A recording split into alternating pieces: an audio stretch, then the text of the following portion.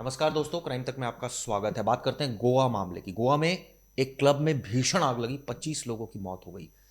सरकार ने मुआवजे का ऐलान कर दिया, लेकिन सवाल ये उठता है, इस पूरी घटना ने सिस्टम को उजागर कर दिया, खासकर गोवा, जिसको टूरिज्म के मायने से एक तरह से कहा जाए कि सबसे महत्वपूर्ण राज्य माना जाता है। वो गोवा जहां पर कई विदेशी पर्यटक जाते हैं। आप सोचिए कि यहां पर एक क्लब है जहां पर यह आग लगी। अब इस मामले में 5 लोगों की गिरफ्तारी हो गई है। क्लब के जो ऑनर हैं, मैनेजर समेत कई लोगों को अरेस्ट किया गया। लेकिन सवाल ये उठता है कि गोवा में जिस तरह से धड़ल्ले से क्लब्स चल रहे हैं, पुलिस उस पर जांच क्यों नहीं कर रही? क्या कोई खास वजह है कि इन क्लब्स की जांच नहीं हो रही? आपको बता देता हूं, डीजे पर गाना चल रहा था और पीछे से आपने देखा कि एक आग जो है वो फैलनी शुरू हुई। जो सीएम है गोवा के, प्रमोद सावंत, उनका क्या कहना है कि आग ऊपरी मंजिल से शुरू हुई और संकरे दरवाजों की वजह से, यानी कि जो नीचे गेट्स थे वहां पर पैसेज नहीं मिला लोगों को, लोग बाहर नहीं निकल पाए और वहां पर सफोकेशन की वजह से उनकी जान चली गई। प्रधानमंत्री मोदी ने भी इस पर दुख जताया है और सरकार को निर्देश दिया है कि यथाउचित कार्रवाई करें। लेकिन सवाल ये उठता है कि इस घटना का जिम्मेदार कौन है? उन लोगों की जो लोग पार्टी करने के लिए गए थे। आप सोचिए, काफ़ी मशहूर क्लब है ये और ये कहा जाता है कि इस क्लब की कई ब्रांचेस दिल्ली में भी हैं और ऐसे में इस क्लब पर अब तमाम संगीन सवाल खड़े हो गए। मैं आपको बता दूं, जो जानकारी निकलकर सामने आ रही है वो आपको बताता हूं। दरअसल बिर्च बाय रोमियो लेन इस क्लब का नाम था और यहां पर आग लगी थी, जिसमें 25 लोगों की मौत हुई। इसके मालिक है सुभाष लुत्रा। ये बताते हैं कि दिल्ली के सिविल लाइन इलाके में भी एक्सचेंज स्टोर में रोमियो लेन नाम से एक रेस्टोरेंट चला रहे हैं। ये इस तरह की जानकारी है और काफ़ी ये भी बताया जाता है कि पॉपुलर रेस्टोरेंट है।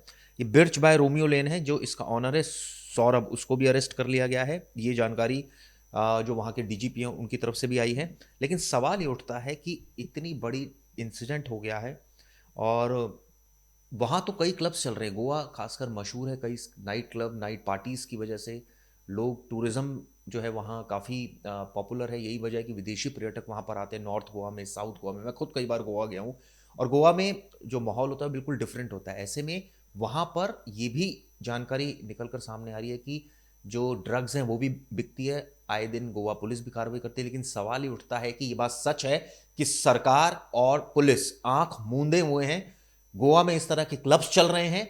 ये भी आरोप लगाते हैं सोशल मीडिया पे कई लोग कि वो लोग मंथली देते हैं और उसके बाद ये क्लब्स चलते हैं। इस तरह के तमाम आरोप लगाते हैं। क्योंकि क्या ईमानदारी से सबकी फायर एनओसी चेक की जाती है? क्या सबकी जो वहाँ जो स्ट्रक्चर है उनको चेक किया जाता है? क्या वहाँ पैसेज बना है? फायर सेफ्टी जो नॉर्म्स होते हैं उसका पालन किया जा रहा है? नहीं। आप सोचिए, इतना बड़ा क्लब चला रहे हैं, करोड़ों रुपए खर्च कर रखे हैं और ऐसे में ये छोटी छोटी चीज़ों पर उनका ध्यान नहीं रहता। यानी कि अगर मान लीजिए वहाँ पर इतने लोग आकर पार्टी कर रहे हैं, ड्रिंक ले रहे हैं और उसके बाद आप सोचिए कि इस तरह से आग लग जाए और उनके निकलने तक की जगह ना मिले, ये बहुत ही बड़ी इसको ट्रेजेडी बोल सकते हैं। और अब इसको लेकर बेशक इधर उधर की बातें करे सरकार, लेकिन सच ये है कि क्या गोवा में बड़े पैमाने पर अब हर एक क्लब की जांच होगी? क्योंकि ये बात सच है कि गोवा की जो इकोनॉमी है, खासकर जो स्टेट का बजट है, वो टूरिज्म से चलता है। लेकिन अगर इस तरह की घटनाएं होंगी तो सवाल तो खड़े होंगे और टूरिज्म भी इससे इफेक्ट करता है। आपको बता दें, बिर्च बाय रोमियो लेन नाम से ये क्लब था जिसमें आग लगी थी और जिसके बाद 25 लोगों की जान इसमें चली गई। एक वीडियो भी वायरल हो रहा है जिसमें हम सब देख रहे हैं किस तरह से ये घटना हुई। इसको लेकर पुलिस का क्या कहना है और दूसरे अधिकारियों का क्या कहना है, सीएम का कहना है, सुनिए। जो आज क्लब में जो इंसिडेंट्स हुआ, जो अनफॉर्चुनेट इंसिडेंट्स, इस तरह का इंसिडेंट्स कभी नहीं होना चाहिए। गोवा जैसे टूरिज्म स्टेट में कुछ जो इलीगल्स या विदाउट परमिशन इस तरह के जो चलाते हैं, या और इसी में जो फायर इंसिडेंट्स हुआ, इसी के कारण यहाँ पे जो उनके स्टाफ और एक 3-4 टूरिस्ट जो अंदर थे, ये 2-3 यानी इनको जल के हुआ, बाकी लोग बिकॉज ऑफ द सफोकेशन उनकी डेथ हो गई। गोवा सरकार की तरफ से पूरी उसकी इंक्वायरी की जाएगी और जो कल्प्रिट इसमें है, जो जो उनको बिहाइंड द बार्स किया जाएगा। This is the first time at least, यानी 10-20 साल में तो पहला इंसिडेंट, इतनी बड़ा इंसिडेंस कभी नहीं हुआ था। पर हैंड्स फोर्थ मैं मेरी पुलिस डिपार्टमेंट, फायर डिपार्टमेंट, इनको पूरी तरह से सेफ्टी लेने की, सभी प्रिकॉशंस लेने के लिए कहूँगा। एक ये अनफॉर्चुनेट इंसिडेंट हुआ है यहाँ पे अल्पोला के अंदर में एक रेस्टोरेंट कम क्लब है। वहाँ पे 12:04 पे पुलिस कंट्रोल रूम में इंफॉर्मेशन आई कि वहाँ कोई फायर इंसिडेंट हुआ है। और वहाँ इमिडिएटली पुलिस और फायर ब्रिगेड और एम्बुलेंस वगैरह सब ने रश किया उधर।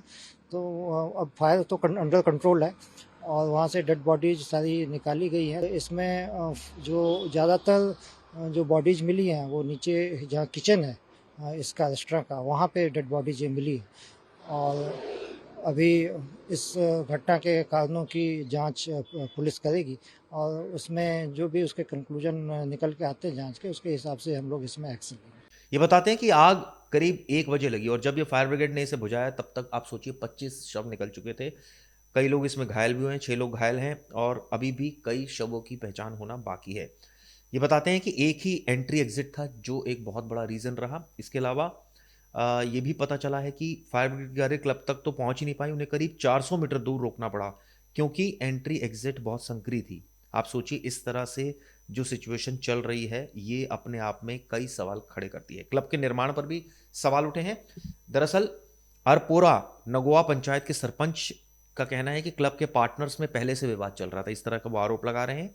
और पंचायत ने क्लब का निरीक्षण किया था और पाया था कि उसे निर्माण की अनुमति नहीं मिली थी। कई और ढहाने का नोटिस भी जारी किया था लेकिन उच्च अधिकारियों ने कोई कार्रवाई नहीं की और रोक दिया। क्या ये सच है जो बात बोली जा रही है कि उसे ढहाने का नोटिस मिला गया था लेकिन उच्च अधिकारियों ने कोई कार्रवाई नहीं की? क्या ये क्लब प्रॉपरली नहीं बना हुआ था? ये बात तो बिल्कुल साफ है कि संक्रमित था, एंट्री एग्जिट एक थी, ऊपरी मंजिल से आग लगी और फैलती चली गई, लोगों को पैसेज नहीं मिला भागने का।